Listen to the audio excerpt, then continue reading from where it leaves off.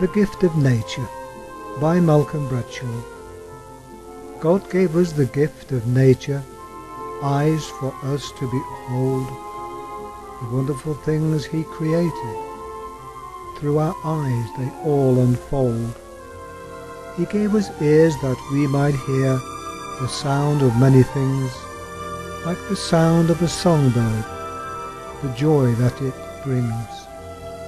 He gave us a nose that we might smell the fragrance of a flower, the freshness of the countryside when kissed by an April shower. He gave us the gift of touch so we might feel the things He made, like an egg within its nest by its mother newly laid.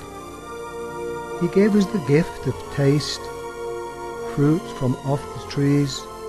He instilled so many flavours, for God gave all of these.